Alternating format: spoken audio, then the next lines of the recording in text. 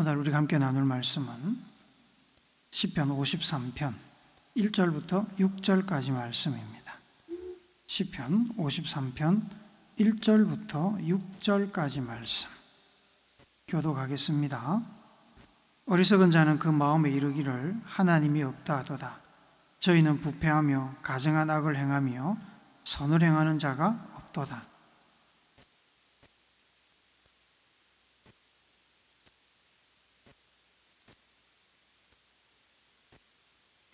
각기 물러가 함께 더러운 자가 되고 선을 행하는 자가 없으니 하나도 없도다.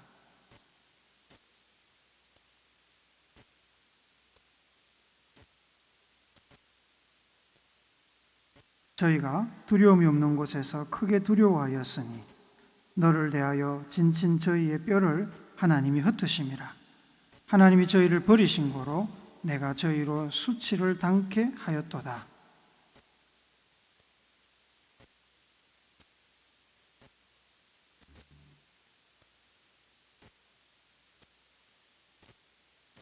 아멘. 지난 2025년 2월 11일에 발표된 통계청의 취업자 및 고용률 조사에 의하면 2024년도에는 15세 이상 취업자 수가 총 2,857만 6천 명이었습니다. 23년도에 비해 15만 9천 명이 늘었습니다. 0.6% 늘어난 겁니다. 많이 증가한 것 같지만 2023년도와 2022년도를 비교해 보면 2022년도에서 2023년도에는 취업자 수가 32만 7천 명이 증가했었습니다. 수치상으로 취업자 증가율이 반토막이 났습니다. 2020년 이후에 최악의 고용 성적표라고 합니다. 고용 지표는 대표적인 경기 후행 지표입니다. 정부가 더 적극적으로 경기 부양책을 내놓지 않으면 경기 침체를 겪을 가능성이 높아진다고 전문가들은 이야기하고 있습니다. 2024년도 취업자 수가 2023년도에 비해 15만 9천 명이 증가했습니다만 이 중에서 15세부터 19세까지 연령대의 사람들은 오히려 취업자 수가 19,000명이 줄었고 20세부터 29세까지는 무려 12만 4천 명이 줄었습니다.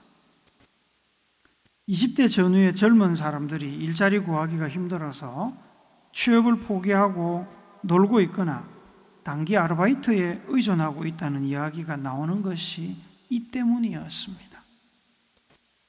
그런데 재밌는 사실이 뭐냐면 일자리를 소개하는 중개업자들이나 기업의 인사 담당자들의 이야기를 들어보면 일자리를 구하는 사람은 많은데 실제로 채용하여 쓸만한 사람은 찾기가 쉽지 않다고 이야기합니다.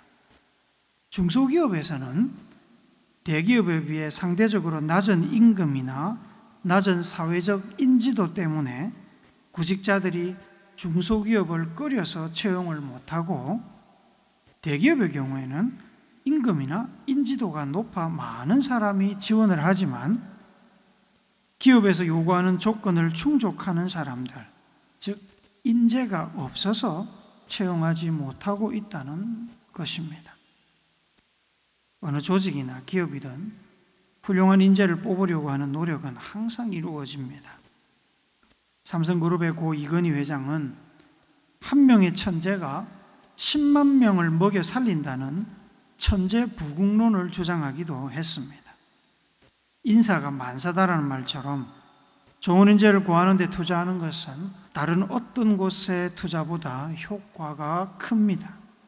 그것은 교회도 마찬가지고 심지어 하나님도 마찬가지입니다. 국가나 기업이 인재를 얻기 위해서 혈안이 되어 있는 것처럼 하나님께서도 하나님 나라를 위해 쓰실 일꾼을 찾고 계십니다. 항상 찾고 계십니다.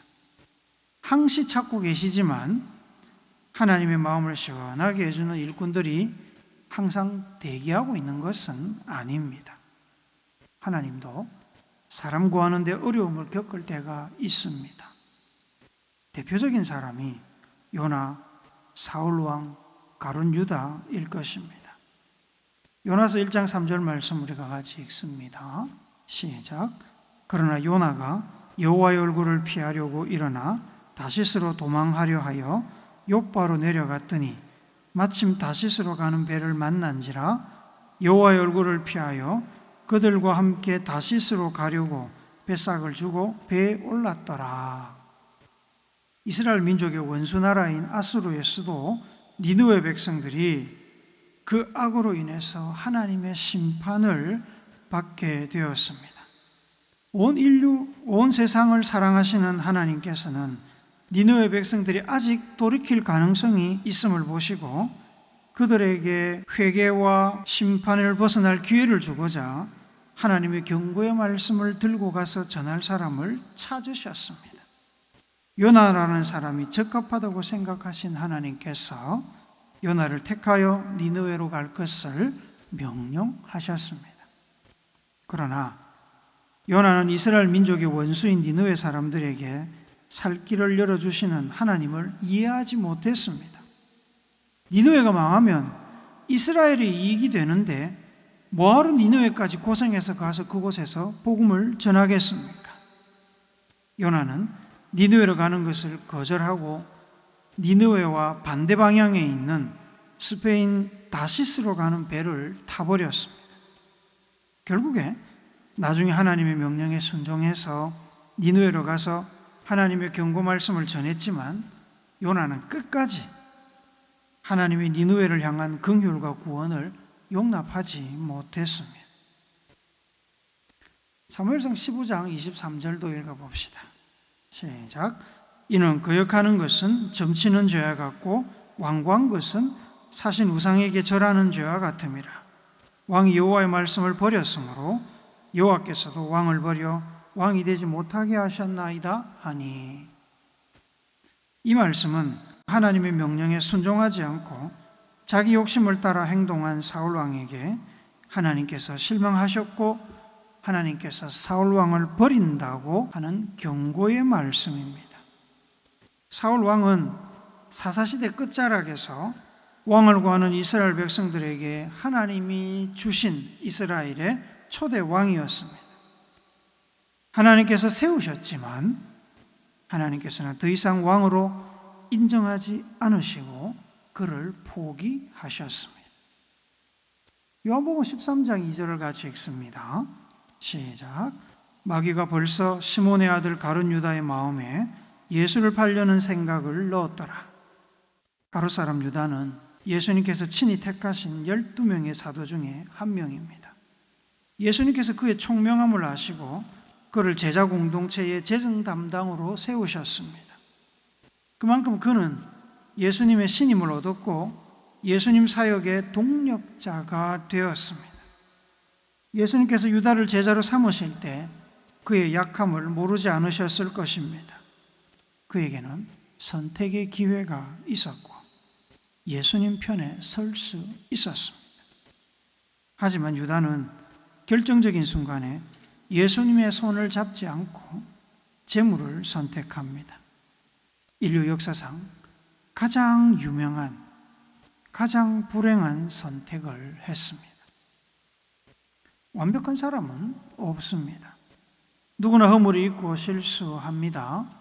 동시에 누구나 돌이킬 기회와 더 나은 것, 더 선한 것을 선택할 기회와 선택권을 가집니다.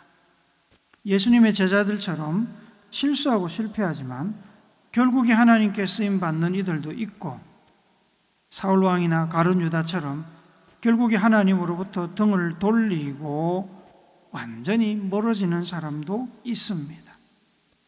하나님께서 사람을 쓰실 때 완벽해서 사람을 쓰시는 것은 아닙니다. 가능성이 있는 것을 보고 기회를 주시는 것입니다. 이사야서 6장 8절에 보시면 이사야가 하나님께서 환상 중에 사람을 찾으시는 음성을 듣습니다. 그 음성을 듣고 이사야가 반응을 합니다. 같이 읽어봅시다. 시작.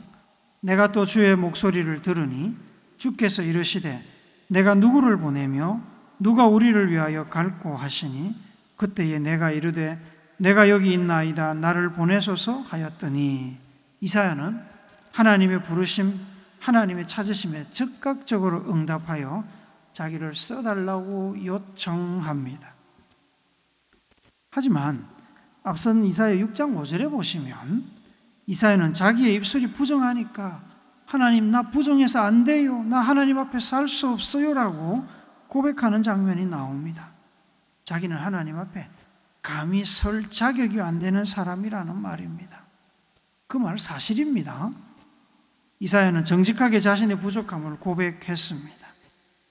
그 정직한 이사야에게서 가능성을 보신 하나님께서 천사를 시켜 불이 살아있는 뜨거운 수치로 그의 입술을 정결하게 하셨습니다. 그리고 이사야가 보는 데서 이사야 들으라고 내가 누구를 보내며 누가 우리를 위하여 갈꼬라고 말씀하시며 사람을 찾으셨습니다. 당연히 이사야가 응답할 것을 기대하면서 말입니다. 오늘 우리가 읽은 시편 53편은 다윗의 시입니다. 다윗은 겸손한 사람입니다. 그는 자신의 허물과 죄를 잘 압니다. 그래서 늘 하나님 앞에서 정직하고 겸손했습니다. 죄를 지었지만 즉시로 회개했습니다. 다윗은 하나님께서 사람을 귀하게 여기시고 일꾼을 찾으시는 것을 잘 압니다. 그래서 본문 2절에 보시면 하나님께서 하나님께 적합한 사람을 찾으신다고 말씀합니다. 한번 더 읽어볼까요? 시작. 하나님이 하늘에서 인생을 굽어 살피사 지각이 있는 자와 하나님을 찾는 자가 있는가 보려 하신즉. 지각이 있는 자, 지혜가 있는 자와 하나님을 찾는 자를 하나님께서 찾으십니다. 문제는 하나님께서 지각이 있고 진심으로 하나님을 의뢰하는 자가 있는지 찾으시지만 그런 사람이 잘 없다는 사실입니다. 찾기가 쉽지 않습니다. 3절을 우리가 세번역 성경을 한번 읽어봅시다. 시작. 너희 모두는 다른 길로 빗나가서 하나같이 썩었으니 착한 일 하는 사람이 하나도 없구나. 다윗이 자기를 제외한 다른 사람들은 다 악하고 나쁜 사람들이라고 하나님께 고자질하는 것이 아닙니다. 다윗은 자기를 잘 아는 사람입니다. 다른 시편들을 보십시오. 그는 자기의 허물을 인정하는 사람입니다. 3절은 다윗 자신을 포함해서 이 지구상에 있는 모든 사람들이 하나님의 마음, 하나님의 기준에 어울리는 성품과 신앙과 조건을 가지고 있지 못하다고 솔직하게 고백합니다. 이 다윗의 고백은 성경적입니다. 다윗의 이 고백은 하나님의 의견과 일치합니다. 전도서 7장 20절을 같이 읽읍시다. 시작. 선을 행하고 전혀 죄를 범하지 아니하는 의인은 세상에 없기 때문이로다. 로마서 3장 10절도 같이 읽습니다. 시작. 기록된 바 의인은 없나니 하나도 없으며. 모두가 잘 아는 대로 아담과 하와가 죄를 짓고 에덴에서 쫓겨났습니다. 에덴은 하나님의 나라와 같은 곳입니다. 죄인이 머물 수 없는 곳입니다. 반대로 에덴 동산 밖은 죄인이 머무는 곳입니다. 에덴 동산에서 쫓겨난 이후로 단 한 사람도 에덴으로 돌아간 사람이 없었습니다. 인간은 모두 에덴 밖에서 태어나서 에덴 밖에서 살다가 죽음을 맞이합니다. 죄 아래서 죄인으로 태어나 죄인으로 살다가 죄인으로 죽습니다.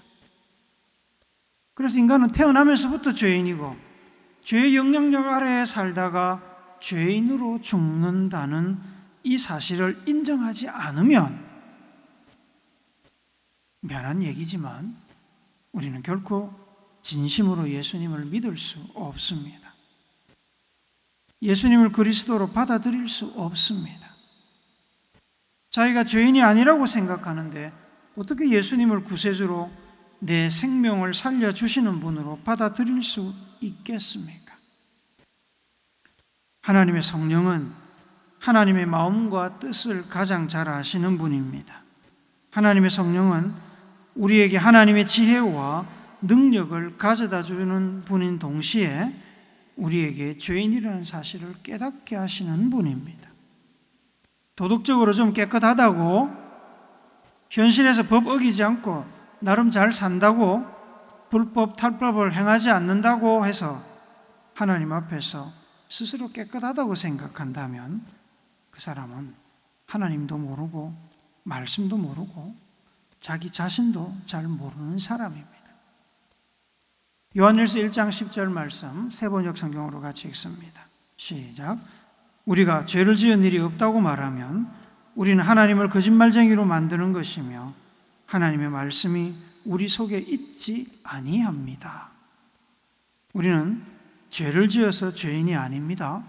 죄인으로 태어나서 죄의 영향력 안에서 살기 때문에 우리는 태생적으로 죄인입니다. 죄가 없다고 주장하거나 죄를 인정하지 않는 사람은 하나님을 거짓말쟁이로 만드는 사람입니다. 왜냐하면 하나님의 말씀인 성경은 의인이 한 사람도 없다고 주장하기 때문입니다. 하나님은 모두가 죄인이라고 주장하시는데 누군가가 죄가 없다고 하는 것은 하나님을 부정하고 하나님의 말을 부정하는 것이지요. 하나님의 주장이 틀렸다고 이야기하는 겁니다. 그렇다면 하나님을 거짓말쟁이라고 하는 거죠. 그런 사람 안에는 당연히 하나님의 말씀이 없습니다. 일부 사람들이 하나님의 말씀 중에 자기에게 좋은 것은 인정하고 자기에게 불리한 것은 거부하면서 취사 선택하는 경우가 있습니다. 계시록 22장 18절 19절 말씀 우리 같이 읽습니다. 시작. 내가 이 두루마리의 예언의 말씀을 듣는 모든 사람에게 증언하노니 만일 누구든지 이것들 외에 더하면 하나님이 이 두루마리에 기록된 재앙들을 그에게 더하실 것이요 만일 누구든지 이 두루마리의 예언의 말씀에서 제하여 버리면 하나님이 이 두루마리에 기록된 생명나무와 및 거룩한 성의 참여함을 제하여 버리시리라. 말씀 중에 일부만 받아들이는 사람들은 말씀을 빼거나 더하는 사람과 똑같이 말씀을 조작하는 사람입니다. 그런 사람의 운명은 하나님의 말씀을 받아들이지 않는 사람과 똑같습니다. 하나님을 부정하고 하나님의 말씀을 부정하는 사람은 하나님이 없다고 주장하는 사람이지요. 그런 사람을 향해서 다윗은 어리석다고 표현합니다. 자기를 만드신 창조주를 부정하는 사람은 어리석은 사람에 틀림이 없습니다. 그들은 1절에 의하면 부패하고 가증한 악을 행하며 결코 선을 행하지 않습니다. 하나님 밖에 있는 사람은 하는 일이 모두 악하고 선과는 거리가 멉니다. 아무리 착한 일을 해도 그것은 절대 선이신 하나님과 관련이 없는 일이라서 선한 일이 안 되는 겁니다. 하나님을 부정하고 악을 행하며 선한 일을 행하지 않으니까 당연히 하나님을 찾지도 부르지도 않겠지요. 하나님을 인정하지 않으니까 하나님의 백성들을 무시하고 공격합니다. 하나님을 알면 하나님의 백성들을 공격할 수 있겠습니까? 없지요. 모르니까, 하나님에 대해서 무지하니까 하나님의 백성들을 공격하는 것입니다. 하나님의 백성들에 대한 공격은 결국에 하나님에 대한 공격입니다.